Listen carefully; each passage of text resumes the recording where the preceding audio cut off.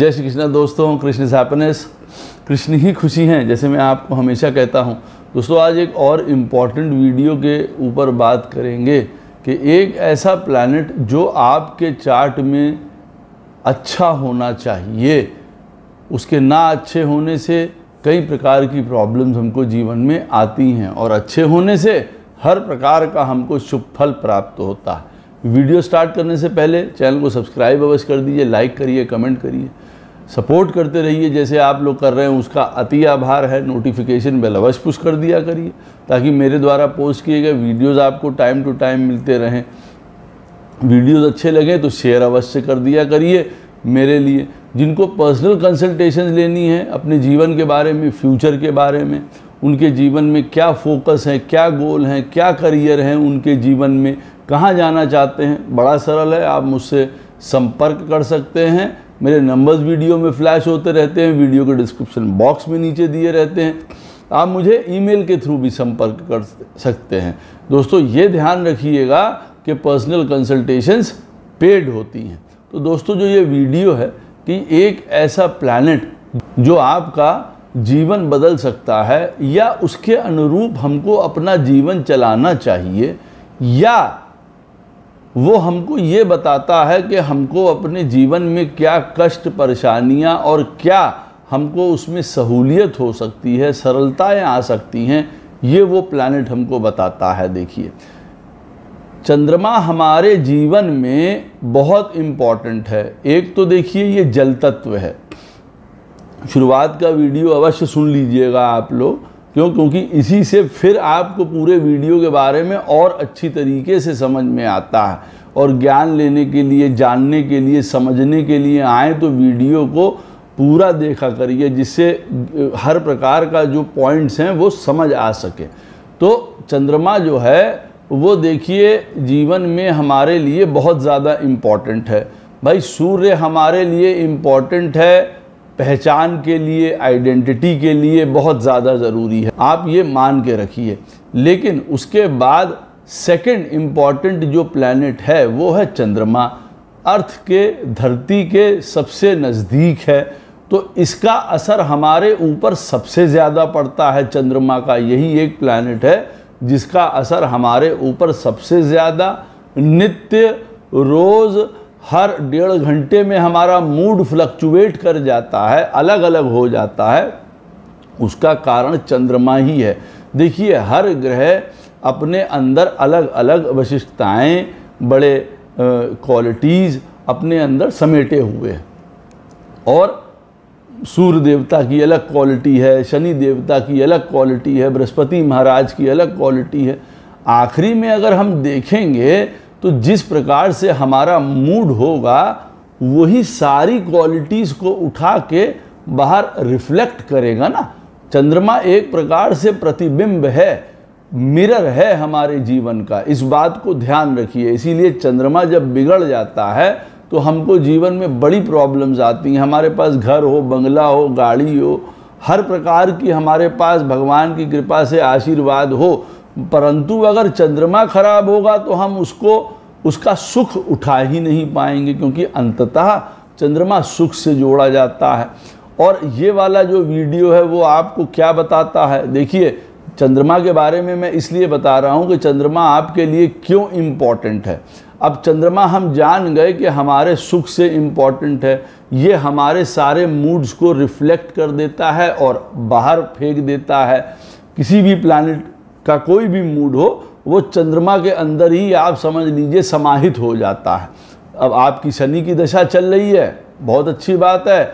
अब आपका चंद्रमा जिस प्रकार से जीवन में फंक्शन कर रहा है उसी प्रकार से शनि की दशा आपके जीवन में चलने वाली है। क्योंकि देखिए जो हमारा प्रारब्ध लिखा गया है, जो हमारा कर्मा लिखा गया है, कुछ चीज़ें हमारे जीवन में होंगी, कुछ चीज़ों को हम रोक सकते हैं अपने लाइफ में, लेकिन पूरे की पूरी दशाएं, पूरे का पूरा समय, जीवन, जितनी भी और दशाएं भी आती हैं, सिर्फ शनि की दशा नहीं, हर प्रकार की दशा डिपेंड होती है कि हम अपने आप को किस प्रकार से मानसिक स्थिति से कंडक्ट करते हैं। तो चंद्रमा हमको जिस प्रकार से कंडक्ट करवाता है हम उस प्रकार से हो जाते हैं। कई बार आदमी के ऊपर से रेलगाड़ी निकल जाती है और वो उफ तक नहीं करता है, उसको किसी प्रकार की प्रॉब्लम नहीं होती। किसी को जरा सा काटा या सुई चुभती है तो पूरे मोहल्ले को और पूरे बिरादरी को पता चल जाता है कि अरे भैया इनको चोट लग गई है। तो क्या आप समझ सकते हैं जो मैं कहना चाह रहा हूँ? ये चंद्रमा का असर है।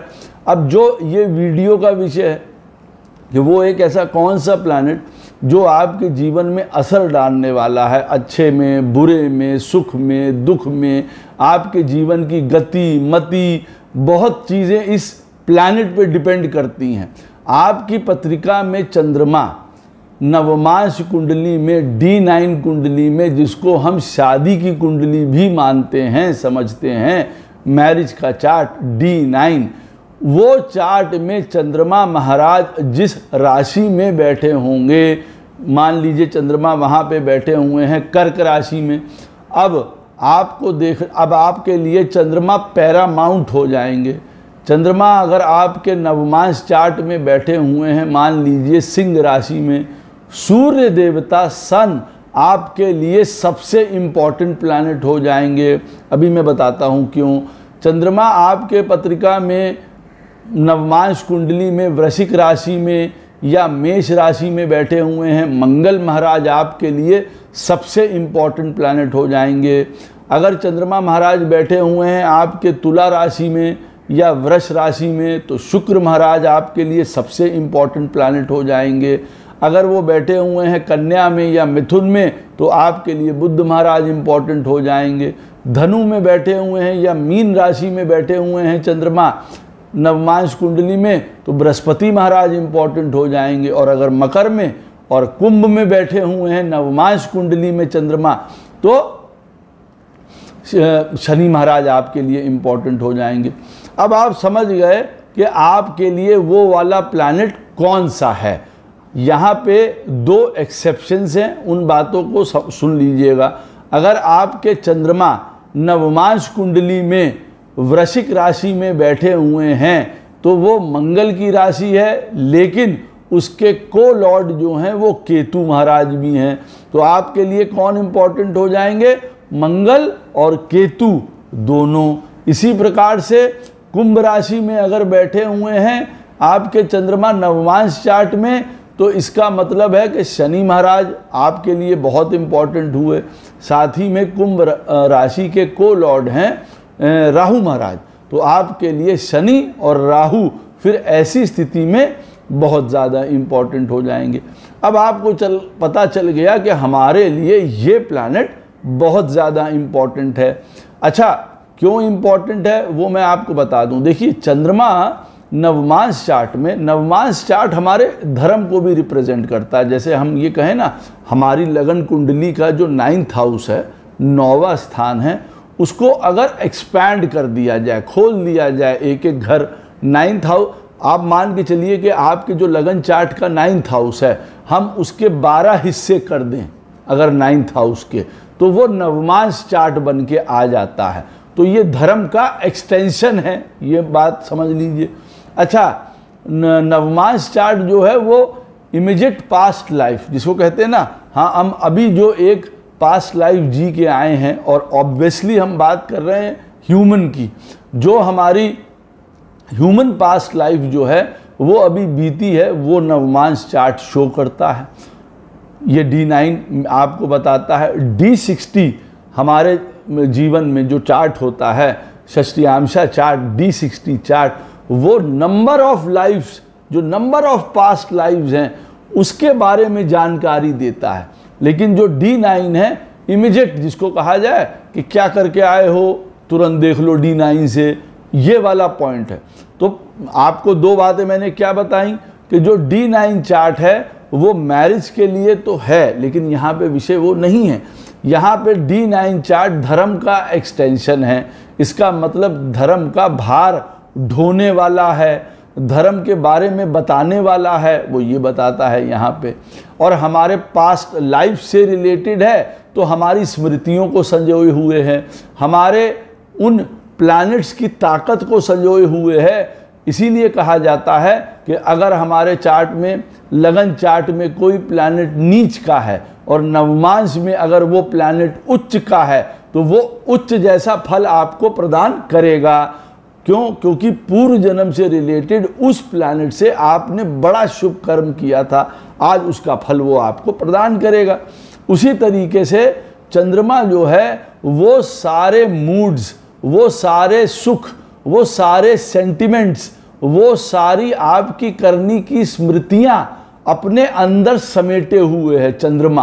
क्योंकि वो हाईली इफेक्ट हो जाता है ना किसी के साथ, तुरंत चंद्रमा आप देखेंगे तुरंत वो अच्छा बुरा अपने अंदर समेट लेता है, समाहित कर लेता है। तो ये जो चंद्रमा है इसके पास कई प्रकार की स्मृतियां हैं। नवमांश चार्ट में वो जिस राशि में बैठा हुआ है उस राशि से संबंधित, उस लॉर्ड से संबंधित, चंद्रमा नवमांश में जिस नक्षत्र में बैठा हुआ है उससे संबंधित उसके पास बहुत सारी स्मृतियां हैं। और इसी के ऊपर मैं जो ये पहला वीडियो बना रहा हूँ चंद्रमा के ऊपर, इसके मैं आगे भी 2-3 वीडियो आपको बना के बताऊंगा, जिससे कि आपको और बहुत चीज़ें क्लियर हो जाएंगी। आज का विषय वो इम्पॉर्टेंट प्लैनेट आपके जीवन में कौन सा है, जिससे कि आप समझ पाएंगे, सचेत हो पाएंगे, सतर्क हो पाएंगे। अब चंद्रमा यहाँ पे वो चीज़ें समेटे हुए हैं। अच्छा, धर्म का एंगल इसमें आ जाता है। D9 के मामले में धर्म का मामला ये भी होता है। ये नहीं हम बात कर रहे हैं कि पूजा पाठ का या घंटी हिलाने का या गोपाल गोपाल करते रहने का, नहीं। धर्म का मतलब ये होता है कि भाई जो नीति नियम रूल रेगुलेशंस होते हैं उनको भी एक प्रकार से धर्म कहा जाता है। कि भैया तुम्हारा धर्म क्या है अपने पिताजी के साथ चलने का, तुम्हारा धर्म क्या है अपनी माता जी के साथ चलने का, ये भी धर्म आ जाता है ना। आपका धर्म क्या है स्त्री के साथ व्यवहार करने का, तो ये भी धर्म की संज्ञा में आ गया। तो चंद्रमा जो है इन सारी चीज़ों को समेटे हुए है। अब वो जिसके घर में बैठा होता है वहाँ पे नवमांश कुंडली में वो प्लैनेट में सारी चीज़ें एक प्रकार से समझ लीजिए प्रविष्ट हो जाती हैं। और अब की बार लगन चार्ट में वो हमारे पत्रिका में जहाँ पे भी बैठा होता है वो प्लैनेट, वो जो भी प्लैनेट होता है, आज का विषय है कि वो जो भी प्लैनेट होता है वो हमारे लिए बहुत इम्पोर्टेंट हो जाता है। अच्छा, अब वो प्लैनेट मान लीजिए हम लोग उदाहरण लेते हैं कि चंद्रमा बैठे हुए हैं सूर्य देवता के सिंह राशि में नवमांश कुंडली में बैठे हुए हैं। अब सूर्य आपके लिए इम्पॉर्टेंट हो गए, ये बात याद रखिए। अच्छा, अब सूर्य इम्पॉर्टेंट हो गए तो पॉइंट क्या है कि देखिए अब सूर्य देवता हम अपने लगन चार्ट में देखेंगे कि भाई हमारी पत्रिका में सूर्य कैसे हैं, सन कैसे हैं। अब अगर हमारी पत्रिका में सन अच्छे होंगे तो आप पहली बात ये समझ लीजिए आपको हर प्रकार के शुभ फल सन से रिलेटेड प्राप्त होंगे। और इनफैक्ट अगर मैं इसमें एक और पॉइंट आगे जोड़ दूं इस चीज़ के साथ कि आपको जीवन में कई प्रकार के शुभ फल प्राप्त होंगे अगर सन आपके चार्ट में अच्छे बैठे हुए हैं। ऐसी स्थिति में सन मान लीजिए आपका चंद्रमा नवमांश में सिंह राशि में बैठा हुआ है और सूर्य आपके लिए वो इम्पॉर्टेंट प्लैनेट बन गए जो आपके जीवन में जीत हार के परिचायक हो सकते हैं, आपके सुख और दुख से रिलेटेड हो सकते हैं। अब सूर्य को हम लोग किस रूप में जानते हैं? सूर्य को हम लोग जानते हैं जीवन में एक अथॉरिटी के रूप में, एक नाम के रूप में, एक यश के रूप में, एक आइडेंटिटी के रूप में, एक पर्सनैलिटी के रूप में, हेल्थ के रूप में, वेल्थ के रूप में, चमक के रूप में, कॉन्फिडेंस के रूप में। हम सूर्य देवता को देखिए इन सब बातों के लिए जानते हैं। हम सूर्य देवता को जानते हैं संतान के लिए, हम सूर्य देवता को जानते हैं नॉलेज के लिए, ज्ञान के लिए, हम सूर्य देवता को जानते हैं क्रिएटिविटी के लिए, हम सूर्य देवता को जानते हैं ऊंची पोजीशंस के लिए अपने काम में, चाहे वो नौकरी हो, चाहे वो बिजनेस हो, चाहे वो हमारा क्या नाम लेते हैं सरकारी सेवा हो। हम सूर्य को उन चीज़ों के लिए जानते हैं। हम सन को जानते हैं धर्म के लिए, सत्य के लिए। हम सूर्य को जानते हैं फादर के लिए, संतान के लिए जानते हैं। तो अब हमें पता चल गया कि अच्छा सूर्य हमारे चार्ट में, चंद्रमा नवमांश चार्ट में सूर्य की राशि में बैठा हुआ है और सन हमारे लिए पैरामाउंट हो गए। अब सन इन चीज़ों के लिए जाने जाते हैं और सन हमारे चार्ट में लगन चार्ट में बढ़िया जगह पे बैठे हुए हैं, मित्र राशियों में, उच्च के होके, केंद्र में, 10th हाउस में, फर्स्ट में दिग्बली होके बैठे हुए हैं, या 3rd में, 11th में, 6th में बैठे हुए हैं, लेकिन अपनी मित्र राशियों में बैठे हैं और पूरा बली बैठे हुए हैं, तो हमको पता चल जाएगा कि सूर्य हमारी पत्रिका में वो बढ़िया प्लैनेट है। अच्छा, अब सूर्य से ही रिलेटेड हमारी स्मृतियां जुड़ी हुई हैं पास्ट लाइफ से, क्योंकि चंद्रमा बैठा हुआ है सिंह राशि में। आज मान लीजिए आपका लगन है मकर, मान लीजिए अब मकर लगन और सूर्य देवता टोटल ऑपोजिट हैं, आप ऐसा मान के चलिए। लेकिन अगर आपका लगन मकर है और चंद्रमा आपका बैठा हुआ है नवमांश में सिंह राशि में, तो आप ये मान के चलिए कि आप जीवन में सूर्य से बड़े प्रभावित होंगे। यहाँ पे बड़प्पन, यहाँ पे अथॉरिटी, यहाँ पे मैग्निमिटी, यहाँ पे एक ऊंचे तरीके का काम करना, ऊंचे तरीके की सोच, बड़ा दिल, बड़ा हृदय, यहाँ पे फ्लॉन्टनेस, हर भाई सूर्य है ना, अब वो निकलेंगे तो गाजे बाजे के साथ, बड़ा दल बल के साथ निकलेंगे। अब मकर लगन बिल्कुल ऑपोजिट है यहाँ से, लेकिन अब अगर वो प्लैनेट सूर्य बन के आता है तो आप देखेंगे कि सूर्य की वो क्वालिटीज आपके अंदर तो भैया बिल्कुल है। हमारे चार्ट में चाहे हम मकर लगन के हैं, लेकिन सूर्य से रिलेटेड हमारे जीवन में पैरामाउंट हमारे लिए वो प्लैनेट था, तो हमारे जीवन में ये पॉइंट ज़रूर है। अब सूर्य हमारे चार्ट में, इसके आगे का स्टेप क्या है कि चंद्रमा हमारी पत्रिका में मान लीजिए नवमांश कुंडली में सिंह राशि में बैठा है, हमने देख लिया वो प्लैनेट सन है। अब वो हमको कहाँ कहाँ पे असर करेगा, किन किन चीज़ों के लिए असर करेगा, हैं तो लाखों चीज़ें सन के अंडर में। जैसे बड़ी छोटी सी और बड़ी एक अलग रूप में आपको बात बता रहा हूँ, सन रूल करता है पत्थरों को, फॉर एग्जाम्पल वो पत्थरों को रिप्रेजेंट करता है सन। अब हमारे पत्रिका में वो प्लैनेट बन के आता है, सन बन के आता है।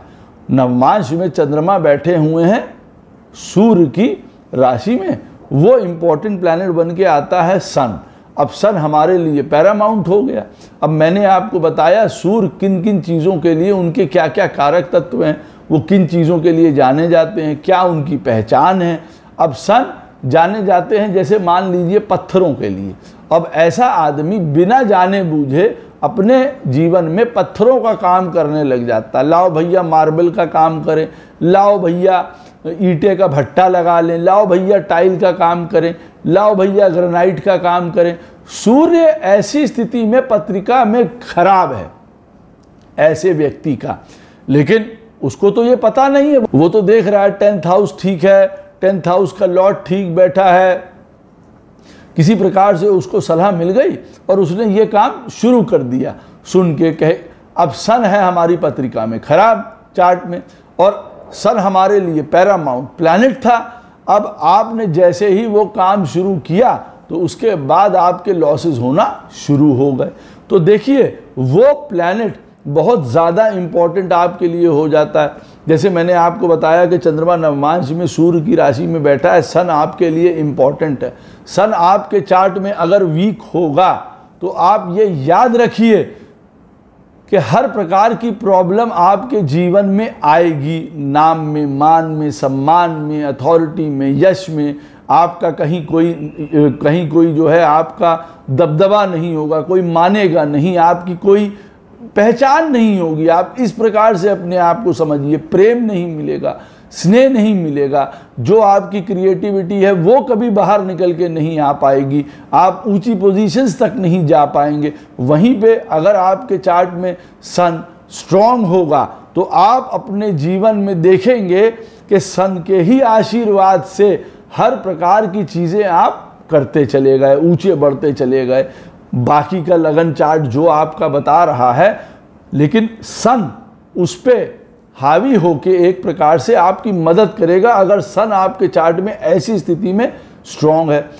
अब दूसरी बात क्या आ जाती है यहाँ पे, अब सन मान लीजिए हमारी पत्रिका में आत्मा कारक है अब की बार, और ये वाली स्थिति भी उत्पन्न हो रही है कि चंद्रमा हमारे नवमांश कुंडली में सूर्य की सन की राशि में बैठा हुआ है। अब सन हमारे चार्ट में अब की बार आत्मा कारक भी बन गया, तो अब आप समझ सकते हैं सन अपने अंदर बहुत सी कथा कहानियां छुपाए हुए है। अब अगर आपके चार्ट में वो स्ट्रांग है तब तो आपकी गुड लक है, आप जानिए हर प्रकार का लाभ आपको मिलने वाला है। कहीं जन्मों से रिलेटेड शुभ फल आपको प्राप्त होंगे, नाम, यश, अच्छा पिता, उनका साथ, पिता का भी अच्छा जीवन, हायर अथॉरिटी, धर्म, ऑनेस्टी, हर प्रकार की लॉयल्टी आपको मिलेगी। आप सबसे लॉयल रहेंगे, आपका नाम यश दबदबा बना रहेगा हर प्रकार से। और वहीं पे अगर सन आपके चार्ट में खराब होगा तो आपको जीवन में बहुत खराब समय से निकलना पड़ सकता है, पहचान चली जाएगी, कष्ट होगा, हेल्थ में, वेल्थ में, हर प्रकार की प्रॉब्लम्स आपको उठानी यहाँ पे पड़ सकती हैं, क्योंकि सन देखिए हेल्थ का सबसे बड़ा सिग्निफिकेटर है। तो अगर आपकी पत्रिका में ऐसी स्थिति में सन खराब हो गया तब आप समझ लीजिए हेल्थ, वेल्थ, नाम, यश सब खराब यहाँ पे कर देगा। तो आप समझ गए होंगे कि आपको क्या देखना है। अब आपकी इसी ऐसी ही स्थिति में सन मान लीजिए आपका दारा कारक है, लोएस्ट डिग्री का प्लैनेट है। दारा कारक हमारे जीवन में इंपॉर्टेंट होता है लाइफ पार्टनर को लेके। चंद्रमा नवमांश कुंडली में बैठा हुआ है सिंह राशि में, वो प्लैनेट इंपॉर्टेंट बन के आया। सूर्य, अब सूर्य आपके चार्ट में दारा कारक भी है, लोएस्ट डिग्री का प्लैनेट, वो आपके चार्ट में लगन में हो गया अब की बार खराब, तो यहाँ पे मैरिज भी चपेटे में आ गई। आपने देखा कि आपकी पत्रिका में सूर्य जो है वो बैठा हुआ है किसी और प्लैनेट के साथ। अब आपके चार्ट में लगन में चंद्रमा जो है वो नवमांश में आपने पहचान लिया कि वो इंपॉर्टेंट प्लैनेट सूर्य है। अब जब उसको लगन में आपने एनालाइज किया तो आपको स्थिति पता चली कि हमारी स्थिति जीवन में क्यों खराब है और क्यों अच्छी है, हमको क्या ठीक करना है। साथ में सन जिस प्लैनेट के साथ बैठा होगा वो प्लैनेट भी आपके जीवन में के लिए बहुत ज़्यादा इंपॉर्टेंट हो जाएंगे, ये बात याद रखिएगा। ये एनालाइज करने की बात है। आपके सन के साथ अगर मरकरी बैठा है वो बहुत इंपॉर्टेंट हो जाएगा। मरकरी जिन घरों का स्वामी है वो चीज़ें बहुत इंपॉर्टेंट हो जाएगी। मरकरी की दशा बहुत इंपॉर्टेंट हो जाएगी। सन बैठा हुआ है शुक्र के साथ, बहुत इंपॉर्टेंट हो जाएगा शुक्र आपके लिए। शुक्र की दशा बहुत इंपॉर्टेंट हो जाएगी आपके लिए। वो आपके जीवन में आपको बनाने और बिगाड़ने वाली दशाएं हो सकती हैं। एक प्लैनेट सन आपके लिए कितना इंपॉर्टेंट हो गया ये आपने देख लिया। कहाँ से? चंद्रमा नवमांश कुंडली में सिंह राशि में बैठा था तो आपके लिए सूर्य सबसे इंपॉर्टेंट हो गया। अब आपको पता है कि हमारे लगन चार्ट में वो कौन से घर का स्वामी है, कहाँ बैठा है, स्ट्रेंथ में है कि नहीं है, उसके साथ कौन से प्लैनेट्स बैठे हुए हैं। आपको पता चल जाएगा कि हाँ सन हमारे चार्ट में 5th हाउस का लॉर्ड है, अब की बार 5th हाउस में बैठा हुआ है, उत्तम स्थिति है हमारे लिए। अच्छा पढ़ाई लिखाई, ज्ञान, संतान, यश, नौकरी, सब चीज़ें हमारे जीवन में परफेक्ट यहाँ पे हुई हैं अब की बार, वो हमें ये बताता है। अब मून आपके चार्ट में नवमांश चार्ट में बैठा हुआ है कर्क राशि में ही, वो वर्गोत्तम है, कर्क राशि में ही बैठा हुआ है। अब चंद्रमा अपनी ही राशि का अगर बैठा हुआ है, उत्तम बात है, तब चंद्रमा ही आपके सबसे वो इम्पॉर्टेंट प्लैनेट बन जाते हैं। लेकिन यहाँ पे बड़ा रिस्क भी रहता है। क्यों?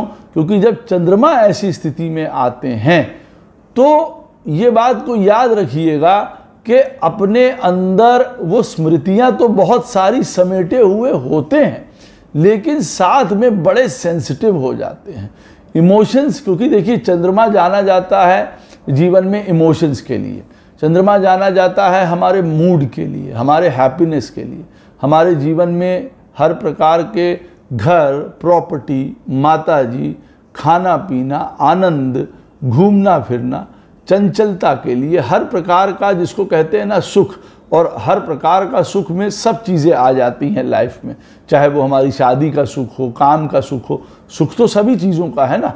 तो चंद्रमा उन सारी चीज़ों को फैक्टर में ले लेते हैं, या यूँ कह लीजिए चंद्रमा उस सुख को रिप्रेजेंट करते हैं जो हमको करने से कोई भी चीज़ मिल जाता है। कई बार कोई आदमी कोई काम कर रहा है और वो छोटा काम है, उसको छोटे पैसे मिलते हैं, लेकिन वो चंद्रमा सुखी है, उसको प्रॉब्लम नहीं है।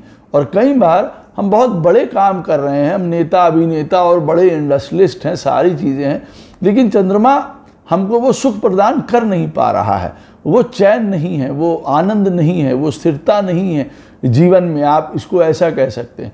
तो हमें चंद्रमा जब हमारी पत्रिका में वो मोस्ट इम्पॉर्टेंट प्लैनेट बनता है, तब ये बात बहुत पैरामाउंट हो जाती है कि ऐसा व्यक्ति अपने जीवन में अपने चंद्रमा को समझे। अगर वो अपने चंद्रमा को नहीं समझेगा, अपने चंद्रमा के अनुरूप काम नहीं करेगा, तो उसके लिए तकलीफ़ें बहुत ज़्यादा बढ़ जाएंगी, ये बात याद रखिएगा। और चंद्रमा जब नवमांश में अपनी ही कर्क राशि में बैठा हो और वो प्लैनेट चंद्रमा अगर बन जाए, तो हमें मालूम है कि अब हमारे लिए जीवन में सुख, हैप्पीनेस, माताजी, प्रॉपर्टी, घर, क्योंकि चंद्रमा हमारे जीवन में 4th हाउस से रिलेटेड है। अब 4th हाउस की जितनी भी चीज़ें हैं, हमारी गाड़ी घोड़ा, घर, मकान, प्रॉपर्टी, माताजी, हमारी एजुकेशन, ये सारी चीज़ें फैक्टर में आ जाती हैं हमारे लिए। और चंद्रमा क्योंकि हमारे मन, जैसे मैंने आपको बताया, हमारे मन की स्टेट है, ये वो स्टेट है जो हमको एक्सपीरियंस कराती है कि आपको सुखी रहना है या दुखी रहना है। कोई आदमी, बड़ी बड़ी चीज़ें हो जाती हैं लाइफ में, लेकिन फिर भी वो उसमें कंटेंटेड रहता है, वो सुखी रहता है। और कोई आदमी जीवन में छोटी छोटी चीज़ों में ही बड़ा आहत हो जाता है, उसका मन बड़ा डरता है, घबरा जाता है, रोता है, कलपता है, परेशान होता है, उसको कई प्रकार के वहम हैं, फोबियाज हैं, उसके कई प्रकार के उसके जीवन में आप समझ लीजिए भाव भंगिमाएँ हैं उसके जीवन में, जो चलती रहती हैं, सवेरे कुछ, दोपहर में कुछ, शाम को कुछ। तो चंद्रमा उनके साथ बड़ा अलग तरीके से बिहेव करता है लाइफ में। हर एक चीज़ को, जैसे कहते हैं ना, वो बहुत ज़्यादा एग्जैजरेट कर देते हैं किसी चीज़ को। भाई किसी ने मान लीजिए झापड़ मारा किसी को, आपस में बहन भाई लड़ रहे हैं और भाई ने बहन को कुछ कह दिया। अब ऐसी स्थिति में जब चंद्रमा ये वाला प्लैनेट इम्पॉर्टेंट बन के आता है, और अगर चंद्रमा चार्ट में खराब है, तो फिर ऐसी जो बहन जी होंगी या ऐसी बहन होगी, वो उस झापड़ की जो गूंज है वो बड़े लंबे समय तक सबको सुनाती रहेगी। ये वाली सिचुएशन को अराइज कर देता है। इसीलिए चंद्रमा जब आपका वो पैरामाउंट प्लैनेट बन के आए, तो ये अवश्य याद रखिएगा कि ये प्लैनेट बड़ा ही सेंसिटिव है। अब हमारे लगन चार्ट में ये चंद्रमा सबसे इम्पॉर्टेंट प्लैनेट बन के आ जाता है, हमारे सुख का, हमारे दुख का, हमारे काम का, हमारे मूड्स का, ये सब चीज़ों को रिप्रेजेंट कर रहा है चंद्रमा। अब हमारे पत्रिका में अगर चंद्रमा अच्छा है तो बहुत इम्पॉर्टेंट है। अब हमारी पत्रिका में अगर चंद्रमा खराब हो गया तो हमको बहुत प्रकार की प्रॉब्लम्स आ सकती हैं। बाल्यकाल में प्रॉब्लम, बचपने में जिसको कहा जाए, वो प्रॉब्लम रह सकती है। हमें जीवन में एक सुख की हानि रह सकती है, हमारे जीवन में डिप्रेशंस रह सकते हैं, हमारे जीवन में फोबियाज रह सकते हैं, हमारे जीवन में वो वाली स्थिति आ सकती है जहां आदमी कहता है कि हमने सुख का एक दिन भी नहीं देखा, या हमारे पास सुख की सारी चीज़ें हैं लेकिन हम ही नहीं प्रसन्न हैं, हम ही जीवन में क्या करने आए थे हमको समझ ही नहीं आया। तो चंद्रमा बहुत इम्पॉर्टेंट बन जाता है ऐसी स्थिति के लिए। जब ये प्लैनेट बन के आता है नवमांश में, अगर चंद्रमा अपनी ही राशि का बैठा है, अब चंद्रमा आपके चार्ट में लगन कुंडली में अगर शुभ बैठा हुआ है तो हर प्रकार का आपको साहस, ढांढस, ऊर्जा, लाभ हर प्रकार की आपको प्रदान करेगा। भाई चंद्रमा तो वो प्लैनेट है ना, आपके मन को बलवान कर दे तो आप पहाड़ पे चढ़ जाएं, आपको डरपोक बना दे तो आप बिजली के कड़कड़ाने से भी बाहर ना निकलें। तो चंद्रमा तो देखिए वो वाला प्लैनेट है, ग्रह है। अब अगर वो हमारे पत्रिका में खराब बैठा है, राहु केतु शनि ऐसी स्थिति में केमद्रुम योग में है, नीच का बैठा हुआ है हमारे चार्ट में, अब की बार मेलिफिक प्लैनेट्स के साथ बैठा हुआ है, 8वें स्थान पे बैठा हुआ है, क्योंकि 8वां स्थान उसका मरण कारक होता है। छठे में और 12वें में भी कोई वो बहुत अच्छा नहीं होता है चंद्रमा। ऐसी स्थिति में बैठा हुआ है, मेलेफिक प्लैनेट्स के साथ बैठा हुआ है, हमें पता चल जाता है कि अब की बार जीवन में इस चंद्रमा से रिलेटेड हैवी कर्मा है हमारे साथ। हैवी कर्मा जुड़ जाता है ना ये प्लैनेट के साथ। ये बात याद रखिएगा, ये प्लैनेट अपने हिसाब से फिर अपना कर्मा वापस लेगा और देगा। जिसको कहते हैं चंद्रमा, अब अगर वो प्लैनेट बन के आया है और चंद्रमा आपके चार्ट में लगन में अब की बार स्ट्रॉन्ग बैठा हुआ है, तो ये याद रखिए आपको जीवन में हर प्रकार का सुख प्रदान वो कर देगा। और अगर नहीं सही बैठा हुआ है तो कर्मा के ही अंतर्गत आपसे हर प्रकार का सुख वो छीन लेगा। अब कई बार वो, अब चंद्रमा आपके चार्ट में कौन से घर का लॉर्ड है उसके हिसाब से वो वाली सुख जो है वो छीन सकता है आपसे। ऐसी स्थिति में अब मान लीजिए चंद्रमा नवमांश में आपका कर्क राशि में ही बैठा हुआ है और चंद्रमा ही वो प्लैनेट बन के आता है, और चंद्रमा आपके चार्ट में अब की बार लगन चार्ट में 7th हाउस का लॉर्ड बन के आया है। और 7th हाउस का लॉर्ड बन के आने पे वो शनि, राहु, केतु और नीच का बैठा हुआ है। तो हमको तुरंत समझ जाना चाहिए कि भैया देखो ये शादी वादी से रिलेटेड बहुत हैवी कर्मा हमारे जीवन में है। मैरिज से लेके हमको पूरी इसकी गणित समझनी पड़ेगी, नहीं तो औंधे मुंह हम गिरेंगे। अब ये वाला पॉइंट भी होगा। अच्छा, चंद्रमा अपने सुख को, बाल्यकाल को, माता जी के जीवन में आए हुए कष्टों को, उनकी हेल्थ को, सारी चीज़ों को यहाँ पे बताता है। अब चंद्रमा हमारे चार्ट में अब की बार दारा कारक है, आत्मा कारक है। चंद्रमा हमारे चार्ट में मान लीजिए पुत्र कारक है, पुत्र कारक भी होता है। जब आप देखेंगे अपने चार्ट में आत्मा कारक होता है, जैसे दारा कारक होता है, वैसे ही पुत्र कारक होता है। अब पुत्र कारक का मतलब हो गया कि हमारे चार्ट में, मैं आपको सिर्फ एक उदाहरण बता रहा हूं कि जिनको और गहराई में चीज़ों को देखना होता है वो और गहराई में जाके देखे। कोई व्यक्ति कह सकता है ना कि देखिए चंद्रमा, ये बता रहे हैं गुरुजी कि नवमांश में चंद्रमा जिस राशि में बैठा हो वो वाला लॉर्ड इम्पॉर्टेंट हो जाता है, वो प्लैनेट तो चंद्रमा है। अब चंद्रमा हमारे चार्ट में संतान के घर से तो संबंधित है नहीं, 5th हाउस से, तो हमको संतान से रिलेटेड प्रॉब्लम क्यों हो रही है। तो व्यक्ति देखेगा जब उसको गहराई में जाके कि अरे चंद्रमा हमारे चार्ट में पुत्र कारक है। जैमिनी एस्ट्रोलॉजी में पुत्र कारक का मतलब होता है संतान का कारक। अरे चंद्रमा खराब है, बच्चों से रिलेटेड हमको समस्या आई, कुछ अबॉर्शन हो गए, किसी को दुख तकलीफ आई। अब हमें समझ में आया कि संतान की वजह से हम क्यों इतना ज़्यादा पीड़ित हैं अपने चार्ट में, वो ये बताता है। अब चंद्रमा ऐसी स्थिति में आपका जो है नति कारक बन के आ रहा है। अब नति कारक क्या होता है, ये देखिए हमारा शत्रुओं से रिलेटेड होता है। अब हमको तो नहीं पता कि चंद्रमा हमारा नति कारक है, ये हमको हेल्थ इश्यूज दे सकता है, ये हमको रोग ऋण झंझट दे सकता है, कोर्ट केसेस दे सकता है। हम तो कह रहे हैं कि अरे चंद्रमा हमारे चार्ट में कोई 6th हाउस का लॉर्ड तो है नहीं, लेकिन कोर्ट केसेस में फंसा दिया, बीमारी अस्पतालों के चक्कर में फंसा दिया हमको यहाँ पे। तब हम बाद में जब अपने चार्ट को एनालाइज करते हैं या देखते हैं, गहराई में जाते हैं, तब पता चलता है कि नहीं भाई, एक सूत्र से चंद्रमा तो हमारे चार्ट में नति कारक यानी कि 6th हाउस का कारक भी बन के आ रहा था, और अब की बार वो मेन प्लैनेट था हमारे लिए। तो हमें इन चीज़ों से रिलेटेड उसने काफ़ी प्रॉब्लम दी, रोग ऋण झंझट बने ही रहे हमारे जीवन में। तो हमको उन चीज़ों के बारे में पता चलता है। तो अब आप समझ गए होंगे कि किस तरीके से आपको प्लैनेट को एनालाइज करना है, देखना है। इसके आगे और भी और गहराई है, लेकिन एक वीडियो में प्लैनेट के बारे में बताना और उसके और चीज़ों को जोड़ना, देखिए आप लोगों के लिए कंफ्यूजिंग हो जाएगा। हाँ, ऐसी स्थिति में जैसे मैंने बताया, साथ में चंद्रमा के जो भी प्लैनेट बैठा होगा वो भी देखिए आपके लिए बहुत इम्पॉर्टेंट हो जाएगा। अब अगर मित्र है तो बहुत बढ़िया चंद्रमा का, और अगर देखिए चंद्रमा से वो शत्रुता रखता है तब आपके लिए कठिनाई हो जाएगी। ऐसी स्थिति में चंद्रमा शनि महाराज के साथ बैठे हुए, अब आप समझ सकते हैं कि चंद्रमा और शनि का योग वैसे ही डिफिकल्ट होता है। इसको विष योग कहा जाता है, मैं इसको विष योग नहीं कहता हूँ। चंद्रमा और शनि वैसे ही लोगों के लिए कठिनाई लेके आते हैं, लेकिन अब ऐसी स्थिति में जब वो इम्पॉर्टेंट प्लैनेट चंद्रमा बन के आ रहा था आपके चार्ट में, और ऐसी स्थिति में अगर चंद्रमा और शनि बैठ जाते हैं तब आपको समझ आता है कि भैया अब जरा ज़्यादा गड़बड़ हो गई, यहाँ हमको ज़्यादा तकलीफ क्यों हो रही है, अधिक हमको प्रॉब्लम्स क्यों आ रही हैं हमारे जीवन में, हमें वो समझ में आ जाता है।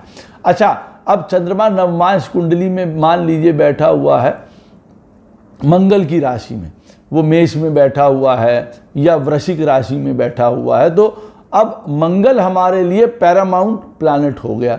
अब मंगल जाना जाता है जी साहस के लिए, डिटर्मिनेशन के लिए, कॉन्फिडेंस के लिए, विल पावर के लिए, कंपटीशन के लिए। अच्छा, इसमें सारी चीज़ें आ जाती हैं। जो एक चीज़ मैंने नहीं बताई है पहले सन के लिए और चंद्रमा के लिए, प्रोफेशंस भी आ जाते हैं उसमें।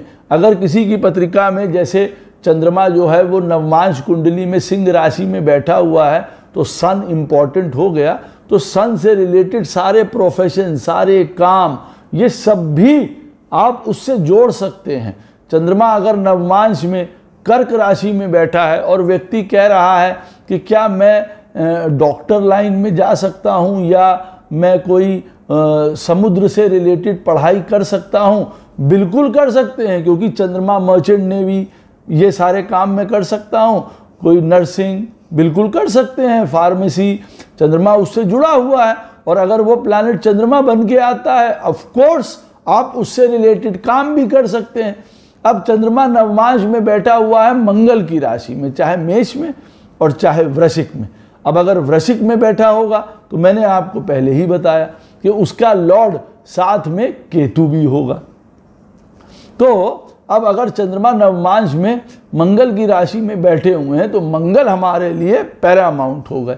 अच्छा, अब पैरामाउंट ये प्लैनेट हमारे लिए हो गया, वो आपका ऊर्जा, साहस, डिटर्मिनेशन, विल पावर, कंपटीशन, जीवन में भाईचारा, जीवन में आगे बढ़ते रहना, जीवन में मित्रों का सहायक, भाई बहनों का सहायक। यहाँ पे मंगल भाई बहनों का सहायक है। भूमि पुत्र है तो प्रॉपर्टी से रिलेटेड, भाई से रिलेटेड, ब्लड से रिलेटेड, एक्सीडेंट से रिलेटेड मंगल के जो कारक तत्व हैं, हर प्रकार की मैन्युफैक्चरिंग, हर प्रकार के हैवी वर्क, अग्नि के काम, military, surgeon, technical, civil engineer, सारे। अच्छा, अब हमारे जीवन में ये पैरामाउंट फैक्टर आ गया मंगल को लेके।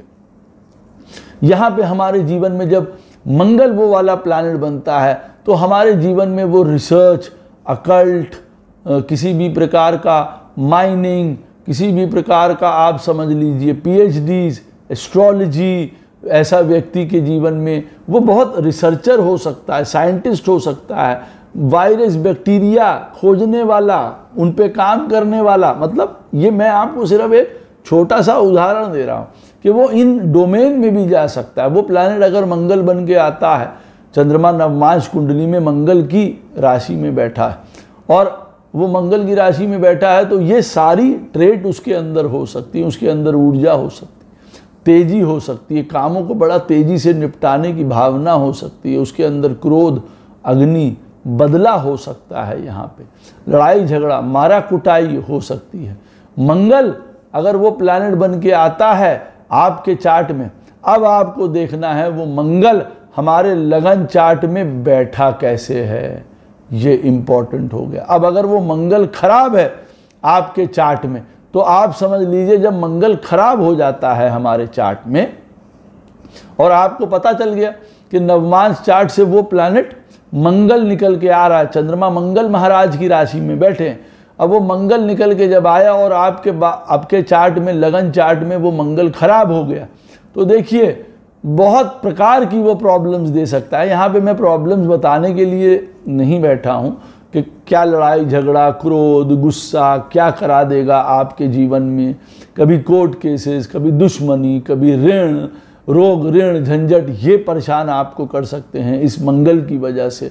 जीवन में कोई ऊर्जा नहीं है, कोई साहस नहीं है, जीवन में कोई काम करने का आगे से बल नहीं है, जिसको कहा जाए ना, कोई मोटिवेशन नहीं है, कोई सेल्फ डिटर्मिनेशन नहीं है, कोई ताकत नहीं है, करेज नहीं है, शारीरिक क्षमता नहीं है किसी चीज़ में ना। कोई आदमी कहता है हमारा शरीर ही नहीं है उस प्रकार का जो हम मेहनत कर पाएँ, आधा घंटा काम करके 6 घंटा सोते हैं, ये वाला खेल चलता है हमारे साथ। मंगल हमारे चार्ट में खराब है। अग्नि ही नहीं है हमारे जीवन में, जो अग्नि जल रही हो, भाई अग्नि जब नहीं जलेगी तो ना खाना पचाएगी, ना काम कराएगी, ना दिमाग चलाएगी। तो मंगल एक ऐसा प्लैनेट है जहां जो तीनों लेवल पे काम करता है। ये मैं बताता हूं अपने बच्चों को भी, जिनको पढ़ाता हूं, कि मंगल एक ऐसा प्लैनेट है सब 9 प्लैनेट्स में जिसके पास भरपूर ताकत है हर चीज़ की, दिमाग से रिलेटेड भी, फिजिकल रिलेटेड भी, और ये प्लेजर भी दिलाता है। क्योंकि जो मंगल के लगन के हैं वो ज़्यादा अच्छे से समझ सकते हैं कि उनको भरपूर काम करने के बाद भरपूर प्लेजर चाहिए, भरपूर आनंद चाहिए, और वो अगर नहीं मिलेगा तब भी तबाही है ऐसी स्थिति में। अब मंगल पैशन से रिलेटेड है। अब हमारे जीवन में अगर वो प्लैनेट मंगल बन के आता है और अगर हमारे चार्ट में वो खराब हो गया तो हम समझ सकते हैं कि कहाँ पे हमारे जीवन में अब गड़बड़ी आ रही है। हमारे जीवन में कौन से मंगल, अब हमारे चार्ट में कौन से घरों का प्लैनेट था, वो हमारे में 4th हाउस का लॉर्ड था, हमारे चार्ट में 9th हाउस का लॉर्ड था, और मंगल वो प्लैनेट बन के आया और मंगल खराब हो गया। माताजी, पिताजी, घर, परिवार, भाई, पढ़ाई, एजुकेशन, भाग्य सब चौपट हो गए। अब अगर वो मंगल इस तरीके का लगन चार्ट में अब की बार इस स्थिति में बैठा हुआ, हम समझ गए कि हमको क्यों इतनी दिक्कत आ रही है। अब उसके साथ और जो प्लैनेट्स बैठे होंगे वो भी बताएंगे कि ये मंगल और कौन सी कहानियां अपने साथ समेटे हैं, कौन से कर्मा अटैच हैं इस मंगल के साथ, वो सब आपको अब की बार भुगतने पड़ेंगे, अच्छे या बुरे। मंगल आपकी स्थिति अब चार्ट में अच्छा बैठा हुआ है, बहुत अच्छी चीज़ें आपको उठानी पड़ेंगी। अब ऐसा सिनेरियो मान लीजिए कि चंद्रमा आपके चार्ट में बैठा हुआ है मेष राशि में, नवमांश कुंडली में, और मंगल आपके चार्ट में बैठा हुआ है 1st हाउस में बैठा हुआ है, मेष राशि में 1st हाउस में वो महाराज बैठे हुए हैं, और बृहस्पति भी वहाँ पे बैठे हुए हैं साथ में। उत्तम मंगल है, उत्तम जीवन है, पढ़ाई लिखाई, ज्ञान, पिताजी, सपोर्ट, भाग्य, हर प्रकार का ये उत्तम स्थिति आपको इस मंगल की दिखाता है। आप अपने कर्मों द्वारा अपना भाग्य खुद रचा लेंगे, वो ये भी बताता है। मंत्री संतरी की पोस्ट पे, बड़े ऊंचे जनरल के पोस्ट पे मतलब पहुंच जाएंगे, वो ये भी बताता है आपको। तो मंगल अब आपके चार्ट में अगर बढ़िया बैठा हुआ है ऐसी स्थिति में, तो आप समझ गए कि हम ऊपर चले जाएंगे, लेके हर एक चीज़ में वृद्धि कर जाएंगे। क्षमताएं इतनी होंगी, ऊर्जा इतनी होगी, इतना बड़ा सोचने का क्षमता रखेंगे यहाँ पे। भाई मंगल करेज है ना, ये वाला पहाड़ चढ़ लोगे कि नहीं चढ़ लोगे? हाँ चढ़ लेंगे, ऊर्जा है मंगल जिसको कहा जाए। और वहीं पे ये वाला 4 किलोमीटर चलना है, चलोगे कि नहीं? अरे भैया प्राण चले जाएंगे, 4 किलोमीटर क्या, 4 कदम चलते हैं तो हाफने लग जाते हैं। मंगल ऊर्जा ही नहीं है चार्ट में यहाँ पे।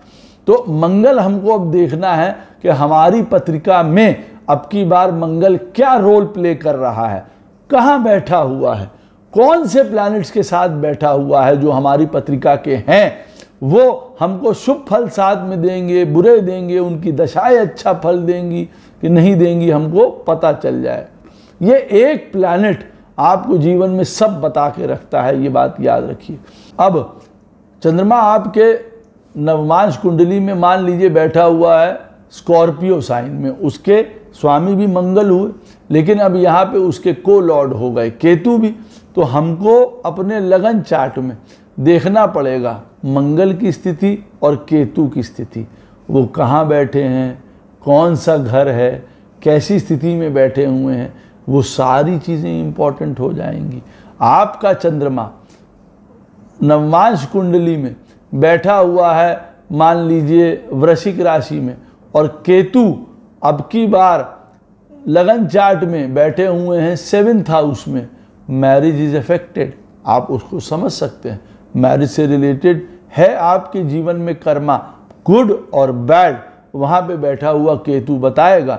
आपके 7th हाउस का लॉर्ड आगे से बताएगा आपके जीवन में, आपको वीनस बताएगा और आगे से। भाई हमको और एक परत दर परत देखना पड़ता है ना, लेकिन हमें बता दिया कि अच्छा ये मेन हमारे जीवन में आने वाला है। 7th केतु 7th में बैठा हुआ है, बिजनेस, हमारा लाइफ पार्टनर, हमारे बिजनेस पार्टनर, बाहर की दुनिया में हमारा कंडक्ट, ये सारी चीज़ें फोकस में आने वाली हैं हमारे में।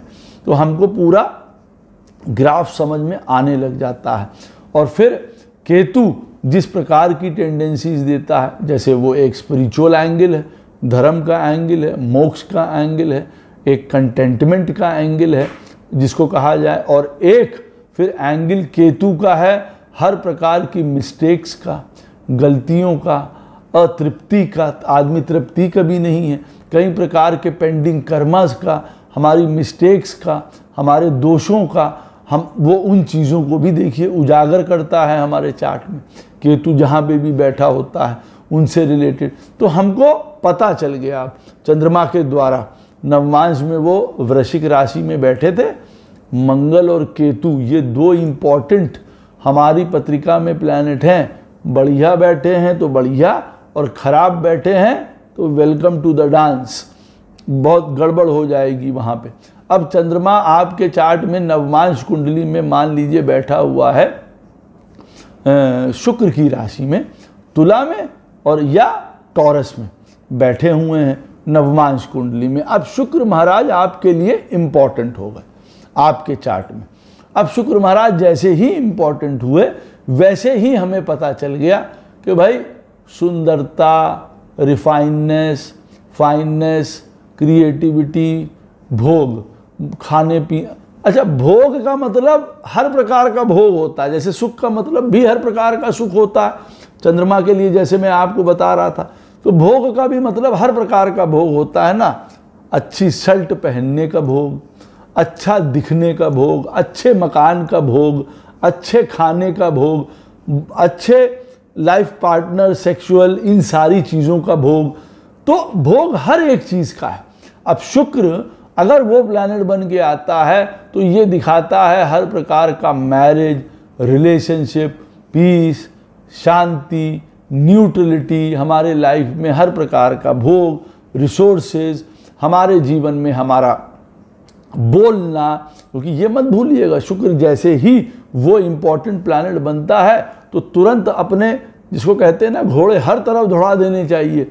अच्छा, ये काल पुरुष की कुंडली में तो शुक्र टॉरस को भी रिप्रेजेंट करता है, यानी कि हमारी स्पीच को, हमारे घर को, परिवार को, खाने को, पीने को। अच्छा, मतलब शुक्र अगर हमारे चार्ट में अब वो वाला प्लैनेट बन के आया तो हमारी क्या भाषा के ऊपर भी पकड़ बनाएगा आपकी बात, चाहे वो हमारी पत्रिका में सेकंड हाउस का लॉर्ड है कि नहीं है, बिल्कुल तब भी वो बनाएगा।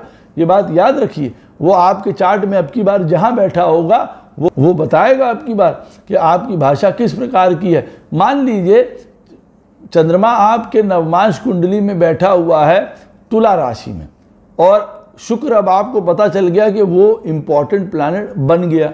और जैसे मैंने आपको कहा अभी कि मान लीजिए वो शुक्र आपके लगन कुंडली में 4th हाउस में बैठा हुआ है, कुंभ राशि में बैठा हुआ है। उदाहरण दे रहा हूँ, एक कुंभ राशि में ऐसा शुक्र बैठा हुआ है और चंद्रमा नवमांश में तुला में बैठा हुआ था। अब वो मेन इंपॉर्टेंट प्लैनेट बन के आया शुक्र। तो अब शुक्र यहाँ पे बैठा, मैं आपको बता रहा हूँ किस प्रकार की भाषा में वो असर डालेगा। अब जब वो कुंभ राशि में 4th हाउस में बैठा हुआ है, इसका मतलब लगन बन के आपका आया वृश्चिक, स्कॉर्पियो। 2nd हाउस में पड़ती है धनु राशि।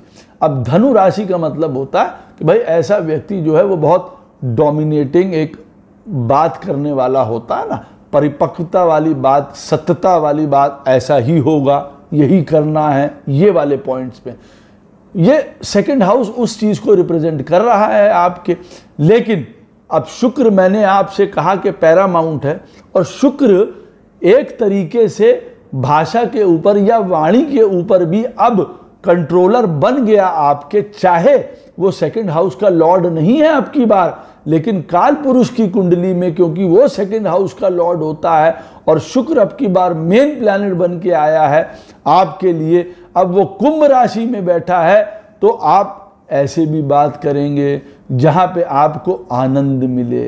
कुंभ राशि is all about coordination, technologies, किस प्रकार से लाभ, आनंद मिलता रहे जीवन में, ये सारी भी बातें आएंगी।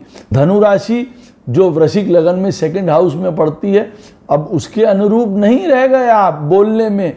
अब आपका शुक्र को इच्छा है भैया खाने की भी, पीने की भी, बात भी करने की, और कुंभ राशि में हर प्रकार की सीक्रेसी भी है, वो बहुत सीक्रेटिव बातें भी करेगा, घुमावदार बातें भी करेगा, गोलमोल बातें भी करेगा। और धनु राशि वाले तो बड़े स्पष्ट हैं, स्पष्टता से कोई बात कह दी, लेकिन वो फिर भी उसकी बातों के अंतर्गत अब शुक्र क्योंकि कुंभ राशि में बैठा है तो बड़ा दुराव छुपाव हो गया। वो क्या देखेगा, क्या सुनेगा और क्या सोचेगा और क्या बोलेगा, सब डिफरेंट हो गया, समझ लीजिए। अच्छा, अब शुक्र जो है वो मैरिज से रिलेटेड, भोगों से रिलेटेड है। अब हमारी पत्रिका में शुक्र अगर वो प्लैनेट बन के आया तब हमें समझ में आ गया कि हमारे जीवन में भोग, शादी, बिजनेस, फॉरेन, ये सारी चीज़ें प्रमुखता से बाहर आ सकती हैं। हमारे जीवन में परिवार से, पैसे से, रिसोर्सेज से, बिजनेस से, ये वाले एंगल भी बन के आ रहे हैं। शुक्र उन सारी चीज़ों का द्योतक है, क्रिएटिविटी का, film line, entertainment, beauty parlour, interior, architecture, management, political चीज़ों में जाना, शुक्र इन सारी चीज़ों का रिलेटेड है। होटल हमको करना है, बैंक्वेट हमको करना है, हमको खाना, टूरिज्म में जाना है, शुक्र इन सब चीज़ों से रिलेटेड हो गया आपके लिए। अब आपको पता चल गया, अच्छा शुक्र ये इम्पॉर्टेंट प्लैनेट है, ये करा रहा है हमारे साथ, ये करा सकता है। तो अब आपको पता चल गया। अब आपके चार्ट में अगर शुक्र खराब है तो आपको पता चल गया हमको जीवन में कहाँ कहाँ प्रॉब्लम्स आएंगी, कहाँ कहाँ हमको चुनौतियाँ आएंगी। वहीं अगर आपके चार्ट में शुक्र अच्छा है तो वो हर प्रकार का आपको लाभ देगा। अब देखिए ऐसी स्थिति में होता क्या है, आपके नवमांश चार्ट में चंद्रमा बैठे हुए हैं शुक्र की राशि में। शुक्र आपके चार्ट में अब की बार बैठा हुआ है 4th हाउस में। अब मैं आपको एक सिनेरियो बता रहा हूँ सिर्फ। मान लीजिए शुक्र यहाँ 4th हाउस में बैठे हैं, व्यक्ति का जीवन बड़ा अच्छा तो चला, उसने कहा कि जीवन में मेरे जो है वो मुझे हर प्रकार का खाना पीना, कपड़े, पढ़ाई लिखाई, सुख, हर प्रकार का आमोद प्रमोद, मुझे सब कुछ मिला है यहाँ पे। लेकिन उसके जीवन के कई ब्लैक हिस्से भी हो सकते हैं, कई ब्लैक हिस्से हो सकते हैं। इसके बावजूद भी शुक्र अगर ऐसी स्थिति में 4th में बैठा है तो आदमी ने आनंद तो ले लिया। हो सकता है वो व्यक्ति अपने काम में इतना निपुण ना हो सकता है वो व्यक्ति का मान सम्मान कभी गया हो किसी अपने ही कारणों से, अपनी ही आदतों से, अपने ही बिहेवियर से। हो सकता है उसका एक लाइफ का पार्ट बहुत अच्छा ना हो, सुख उसको फिर भी मिल रहे हैं क्योंकि शुक्र वहाँ 4th में बैठा है। उसने गारंटी कर दी है भैया पूर्व जन्म में आपने मुझसे रिलेटेड बड़े शुभ काम किए थे, अब की बार मैं 4th में बैठा हूँ, जो कुछ भी करो आनंद में तुमको प्रदान करूँगा। लेकिन इसका अर्थ ये नहीं है कि ऐसा व्यक्ति अपने जीवन में चुनौतियों से, परेशानियों से, कष्ट से होके नहीं निकल सकता है। क्यों? क्योंकि शुक्र आपके चार्ट में चाहे 4th में बैठा है, लेकिन अब किसके साथ बैठा है, कौन देख रहा है, शुक्र कौन से घरों का लॉर्ड्स हो के 4th में बैठा हुआ था, सारी चीजें देखिए आप अगर उसको एनालाइज करेंगे तब आपको पूरी पिक्चर क्लियर हो जाएगी कि अगर एक तरफ तो बता रहे हैं गुरुजी कि चंद्रमा अगर नवमांश में तुला राशि में या टॉरस में, वृष में बैठा हुआ है और ये शुक्र हमारे अब की बार लगन चार्ट में सुंदर स्थिति में बैठा हुआ है तो हमको लाभ ही प्राप्त होंगे, शुभ फल ही प्राप्त होंगे। बुरे फल क्यों फिर बता रहे हैं? बुरे फल मैं इसलिए बता रहा हूं कि देखिए ये सिर्फ एक स्टोरी नहीं है, इसके साथ 3-4 स्टोरीज जुड़ी हुई हैं। शुक्र आपके चार्ट में बढ़िया बैठा है, बहुत बढ़िया है, आपकी शादी अच्छी हो गई, आपको खाने पीने को मिल रहा है, सब चीज़ें। क्या शुक्र ऐसा आपको डायबिटीज़ नहीं दे सकता है?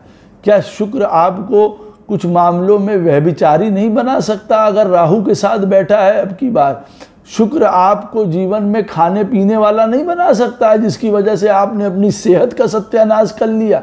ये सारी चीज़ें भी साथ में जुड़ी हुई है ना, मैं वो बात कह रहा था। तो शुक्र हमारे चार्ट में पैरामाउंट बन के आ गया। अब की बार वो हमारे लगन चार्ट में कौन से घरों का स्वामी है वो चीज़ भी पैरामाउंट बन के आ गई। कहाँ बैठा हुआ है शुक्र, वो भी पैरामाउंट बन के आ गया हमारे जीवन में। हमको पता चल गया अच्छा शुक्र मेन प्लैनेट है हमारे लिए। अब अगर वो हमारे चार्ट में बढ़िया बैठा हुआ है तब तो हमारी पौ 12 हो गई यहाँ पे, और अगर वो हमारे चार्ट में खराब है तो हमको स्ट्रगल्स होंगे। शुक्र अगर खराब हो जाता है तो एक तरीके से ये बात मान के चलिए जीवन में रोज मरण जैसी अवस्था होती है, क्योंकि काल पुरुष की कुंडली में ये दोनों मारक हाउसेस का लॉर्ड है, 2nd और 7th।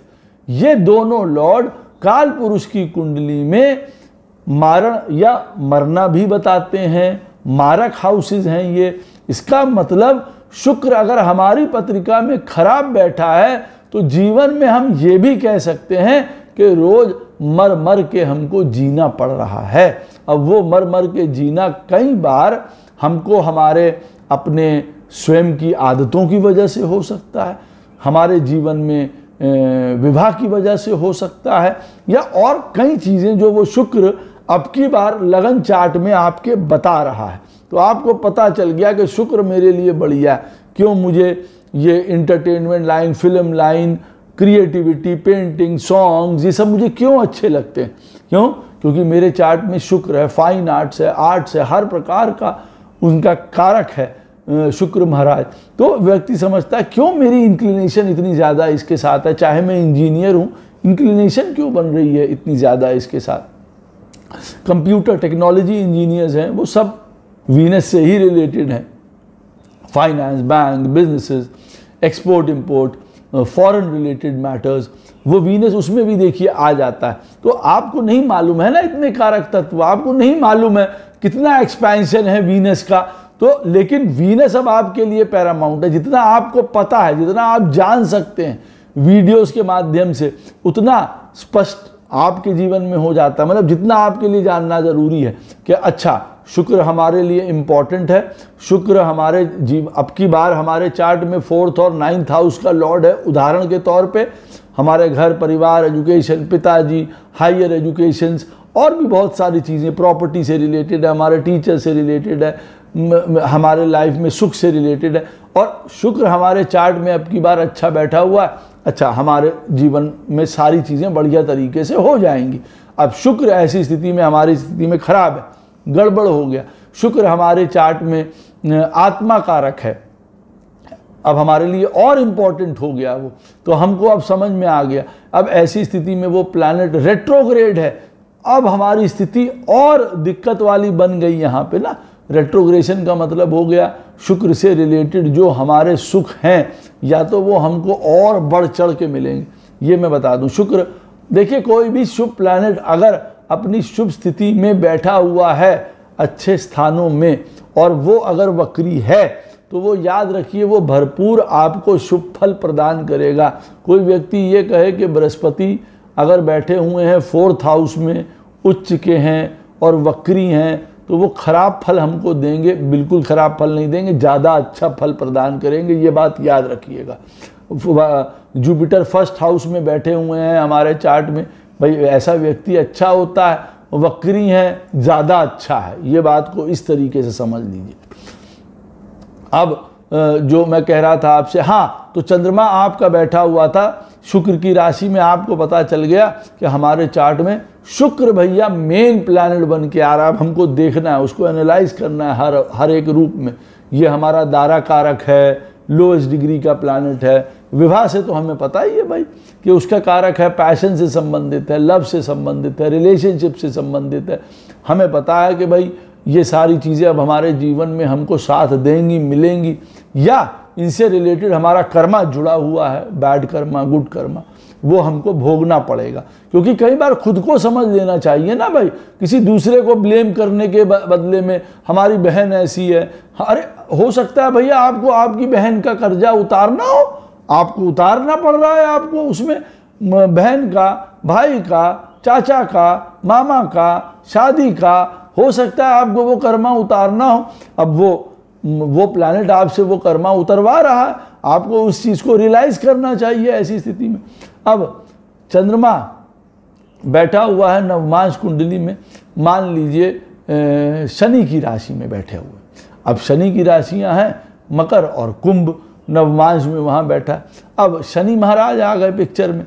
अब हमें पता चल गया कि हमारी लाइफ डिलेज, हमारी लाइफ ऑब्स्ट्रक्शंस, हमारी लाइफ में सैडनेस, हर प्रकार का जिसको कहा जाए धीरज, हर प्रकार का दुख, लड़ाई झगड़ा, कंपटीशन, बुरे से बुरे हालातों से होके निकलना, जीवन में शहर छोड़ देना, देश छोड़ देना, घर छोड़ के भागना पड़ जाना, हॉस्पिटल्स, क्योंकि शनि देखिए दुख का कारक है, सौरों का कारक है। अब चंद्रमा अगर नवमांश कुंडली में शनि की राशि में बैठे हुए हैं और हमारे चार्ट में शनि अब वो पैरामाउंट प्लैनेट बन के आ रहा है, तो वो आपसे कह रहा है बड़ा सहजे जीवन से कि भैया देखो दुनिया में बड़ा डिसिप्लिन से, रूल से, रेगुलेशन से, रिस्पॉन्सिबिलिटी से, धीरज से, समझदारी से, ज्ञान से, मैच्योरिटी से, परफेक्शन से, धीरे धीरे काम करो, उसमें परफेक्ट हो, इस तरीके के परफेक्शन से। भाई जैसे हम करेंगे तो परफेक्शन तो आ ही जाएगा ना हमको।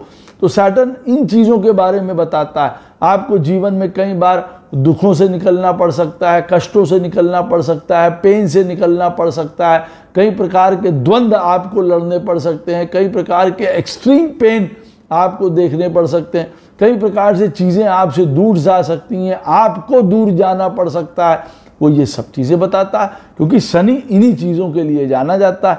फिर शनि जाना जाता है हाईएस्ट फॉर्म ऑफ कर्मा के लिए, कि उत्तम कर्म, आपका काम, नौकरी, बिजनेस, हर एक चीज़, करियर इज पैरामाउंट, आपको कोऑर्डिनेशन, लोगों के साथ मिलना जुलना, दोस्ती यारी, काम के माध्यम के हिसाब से आप कह सकते हैं ना कि मैं दोस्तों के साथ, लोगों के साथ, समाज के साथ, माता पिता के साथ। सैटर्न ऐसी स्थिति में मान लीजिए चंद्रमा आपका नवमांश चार्ट में बैठा हुआ है मकर राशि में और शनि महाराज बन के आते हैं वो लॉर्ड।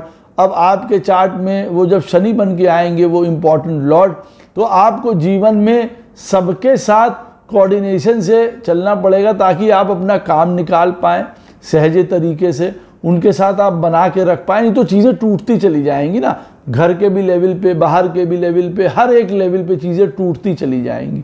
सैटर्न ये कहता है कि अच्छा चलो कोई बात नहीं, मन से ना जुड़ो, काम के लिए तो जुड़े रहो भैया, तुम्हारा यहाँ काम है, समझदारी से काम लो। ये नहीं है कि और यहाँ हम ऑनेस्ट बन गए, यहाँ हम क्रोधी बन गए, यहाँ हम अपने मन के मालिक बन गए। हमारे ऊपर क्योंकि चार्ट की और 100 फोर्सेस काम कर रही हैं हमारे जीवन पे। अब हमने उन सारी चीज़ों के अंतर्गत अपना सत्यानाश करा लिया। कई बार हमको अपना काम बनाना है, काम चलाना है, काम करते रहना है, हमको कई बार आइसोलेशन में ही रहना है। सैटर्न उससे रिलेटेड है, वो कह रहा है कुछ भी कर लो, हम तुमको अकेले रखेंगे, कमरे में बंद करके, तुम्हारे पास बीवी है, बच्चा है, काम है, नौकरी है, अकेले रहोगे, अलोन, फिर भी आप अकेले रहोगे। वो ये बताता है। कई लोगों के लिए सैटर्न ये चीज़ शो कर रहा होगा। अब हमें पता चल गया कि वो प्लैनेट सैटर्न है, तो हमारे जीवन में सैटर्न से जुड़ा हुआ कर्मा अब हैवी हो जाएगा। हमको जीवन में सैटर्न जो है वो इंडिपेंडेंट काम, कोई इंडस्ट्रीज़, कोई अब जितना भी उसका डोमेन है वो टेक्निकल डोमेन भी है, छोटे काम भी हैं, कोई क्लरिकल काम, कोई छोटे छोटे काम करने वाले, कोई दुकान लगाने वाले, कोई ये करने वाले, सारे जो छोटे वाले काम होते हैं वो सारे सैटर्न के अंतर्गत भी आते हैं। और सैटर्न के अंतर्गत हर प्रकार का आप समझ लीजिए ऊंचा काम, सरकारी काम, टेक्नोलॉजी, आपका हर प्रकार की टेक्नोलॉजी, इंजीनियरिंग, हर प्रकार का ज्ञान, रिसर्च, ये सारी चीज़ें आती हैं, रियल इस्टेट, कंस्ट्रक्शन, ये सब भी आप मान लीजिए सैटर्न से ही रिलेटेड ये सारे काम भी हैं जो उन चीज़ों की ओर वो इशारा कर रहा है कि और वो हमारे लिए प्रोमिनेंट बन जाते हैं काम को लेके भी, जिसको कहा जाए। लेकिन काम में धीरज लगे हुए हैं, ऊब हो रही है, ये मोनोटोनस बना आ रहा है, एक ही तरीके का काम है, हम एक जगह काम नहीं कर सकते, हम लंबे लेवल तक की काम नहीं कर सकते, 6 साल एक कंपनी में, 6 साल एक काम में, 6 साल एक ही चीज़ को करते रहो, हम वो नहीं कर सकते। सैटर्न अगर पैरामाउंट प्लैनेट बन के आ रहा है तो शायद वो आपको यही करने के लिए कह रहा है, आपको यही करना पड़ रहा है, आपको यही करना पड़ सकता है, वो ये भी आपको बता रहा है यहाँ पे। तो शनि जब इस प्रकार के प्लैनेट बनते हैं तो हमको पता चलता है कि भैया हमारे जीवन में ये सारी चीज़ें हैं। अच्छा, एक जो बैड इफेक्ट्स है शनि महाराज के, जो मैंने आपको बताया, देर, लेथार्जी, लेजीनेस, जीवन में काम ना कर पाने की क्षमता, हमारे जीवन में करियर ही नहीं है, प्रोफेशन ही नहीं है, पैसा कमाने का कोई स्रोत ही नहीं है, कोई सूत्र ही नहीं है, क्या करे, कहाँ जाए, क्या कुछ पता ही नहीं है। काम कर सकते हैं लेकिन हजारों वजहों से काम नहीं कर पा रहे हैं सैटर्न महाराज। वो आपको बता रहे हैं कि ठीक है भैया हम तुमको फंसाए रखेंगे, करो ना पैसा, ना काम, ना मान सम्मान, वो तो दूर की बात हो गई। अब सैटर्न हमारे चार्ट में ये है, कभी कभार ये बता सकते हैं, कभी कभार बड़ा हैवी कर्मा बता सकते हैं। और हैवी कर्मा में बहुत सारी चीज़ें आती हैं, उसमें रोग, ऋण, झंझट, परेशानी, घर खराब, घर की पोजीशन खराब, उसके बाद भी जीवन में बड़े पेंडिंग कर्मा, उसको निभाते निभाते आदमी परेशान हुआ चला जा रहा है। और वहीं पे अगर सैटर्न अब की बार हमारे चार्ट में बढ़िया बैठा हुआ है, उत्तम स्थिति में बैठा हुआ है, आहा बहुत बढ़िया हो गया आपके जीवन में। सैटर्न आपको हर प्रकार का उत्कृष्ट कर्म करवाएगा शुरुआत से। समझदार, धीरज, पेशेंस, ज्ञानी, हर एक चीज़ को समझने वाला, रिस्पॉन्सिबिलिटी से, डिसिप्लिन, जिसको कहा जाए ना हमको पहले से ये पता है, जैसे इनको पहले से ही पता है क्या करना है भैया, इनकी लाइन क्लियर है, बात क्लियरिटी से करते हैं, समझदारी से करते हैं, बैलेंस है, हर एक चीज़ न्यूट्रलिटी है, लॉफुल है, सारी चीज़ें इनके पास जीवन में है। ज़बरदस्ती के लिए किसी से लड़ाई झगड़ा नहीं करते, ज़बरदस्ती के लिए कोई ईगो नहीं है। इनका बस मेन काम यह है कि भैया काम चलाओ, काम करो, अपने ड्यूटीफुल रहो, जीवन में सबके साथ बना के रखो, ये वाली चीज़ें। सैटर्न इस प्रकार के आपको फल दे रहा है।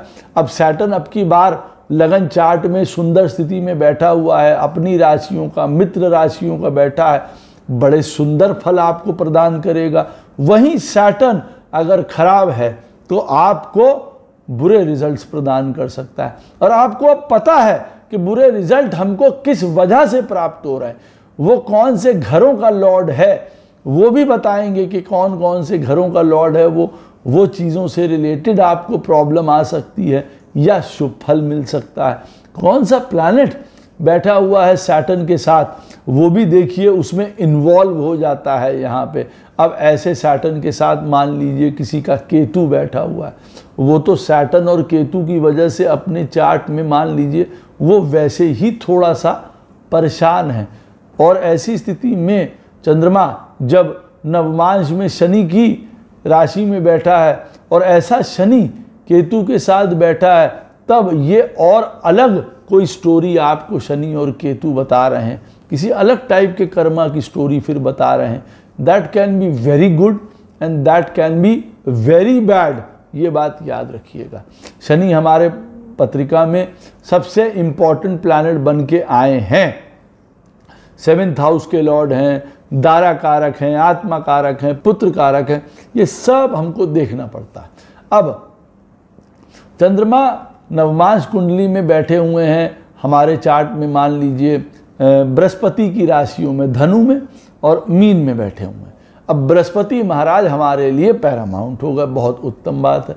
अब बृहस्पति किस चीज़ों के लिए जाने जाते हैं? ज्ञान के लिए, विद्या के लिए, मैग्निमिटी के लिए।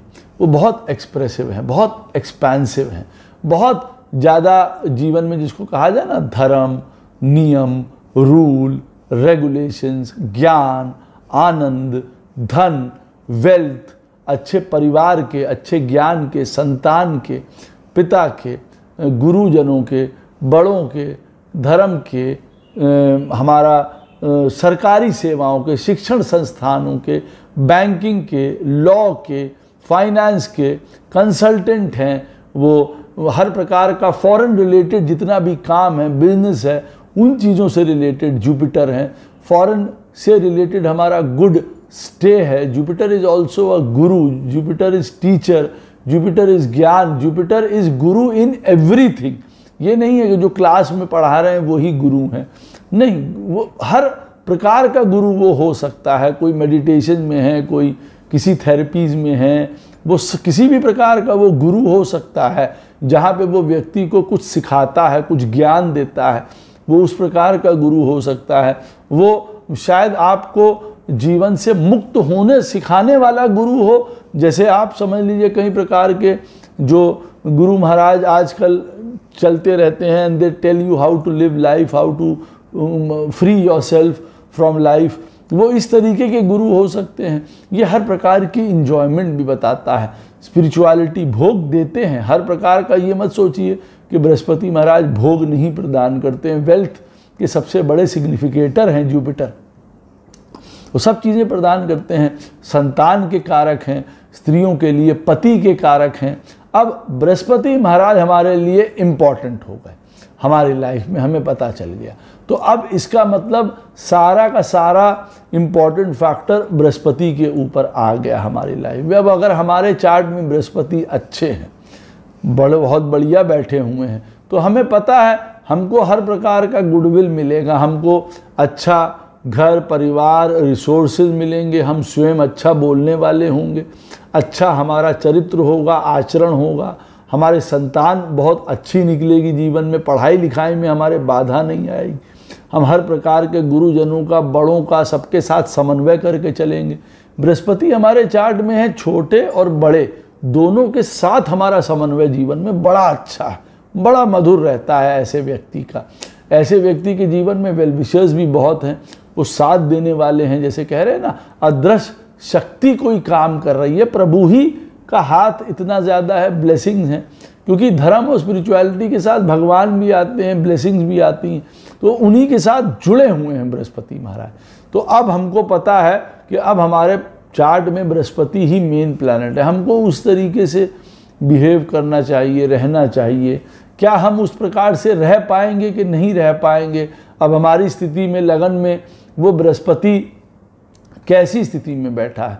कहीं नीच के हो गए, मेलिफिक प्लैनेट्स के साथ बैठे हुए हैं, प्रताड़ित हैं, कंबस्ट हैं मान लीजिए, और ख़राब स्थिति में बैठे हुए हैं, खराब घरों में बैठे हैं, मरण कारक में बैठे हैं, 3rd में, 6th में बैठे हैं, 8th में बैठे हैं, 12th में बैठे हैं, 10th में बैठे हैं। ये सब थोड़ी सी स्थितियां उनके लिए बड़ी अनुकूल नहीं होती हैं बृहस्पति महाराज के लिए। शत्रु राशि में बैठे हैं कि मित्र राशि में बैठे हैं, हमारे चार्ट में अब की बार वो कौन से घरों के स्वामी बन के आए हैं, क्योंकि बृहस्पति की ब्लेसिंग्स हमको कहाँ से प्राप्त हो रही हैं। अब हमको ये भी देखना ज़रूरी है, वो घर भी प्रोमिनेंट आपके लिए हो जाएंगे। बृहस्पति कौन से प्लैनेट के साथ बैठा हुआ है, वो भी प्रोमिनेंट आपके साथ लिए हो जाएंगे। अब बृहस्पति मान लीजिए ऐसी स्थिति में किसी के राहु महाराज के साथ बैठा हुआ है, अब बट नेचुरल है, बृहस्पति तो हमारे लिए इम्पॉर्टेंट थे।